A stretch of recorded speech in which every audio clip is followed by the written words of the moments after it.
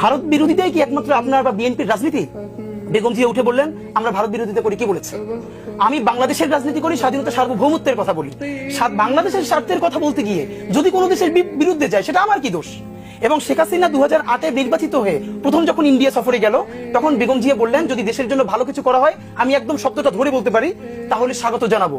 যদি কোনো ষড়যন্ত্রের চুক্তি করে আসা হয় পথে কাঁটা বিছিয়ে দেব। পরের দিনই বাংলাদেশের সমস্ত মূলধারা মিডিয়া যারা এখন বিরাট বিএনপিপন্থী হয়ে উঠেছে তারা আর্টিকেল লিখলেন বেগম জিয়া এখানে কাটা বলতে কি বুঝলেন? গ্রেনেড হামলা, বোমা বিছিয়ে দেবে হাসিনাকে, ওই যে 21শে আগস্টে গ্রেনেড হামলা করেছে সেটাই বলছে। এই যে কোনো কিছুকে তোয়াক্কা না করে গণমানুষের কণ্ঠস্বর হয়ে উঠতে পারা, এবং ভাবেন তিনি কিন্তু একজন নারী, এবং একজন নারীর জন্য তার সন্তান হারানো। তারেক রহমান সাহেবকে যখন পিজিতে 111-এর পরে নেওয়া হয়েছে, আজকেও ছবিটা দেখছিলাম, এবং তখন আমরা ছোট, বেগম জি ওনাকে দেখতে গেছে, তারেক রহমান সাহেব ঘাট সোজা করে মায়ের কোলে মাথা রাখতে পারতেছেন না। একজন মায়ের সামনে সন্তানকে পিটানো হচ্ছে, পরে সন্তানটাকে অলমোস্ট হত্যা করা হয়েছে, সবকিছু নাই হয়ে গেছে। কি পরিমাণ ঔনারশিপ দেশ, মানুষের প্রতি কমিটমেন্ট থাকলে তিনি বলেন এই দেশ ছাড়া আমার আর কোনো জায়গা নেই, দেশের বাইরে আমার কোনো ঠিকানা নেই, এটাই হলো আমার ঠিকানা।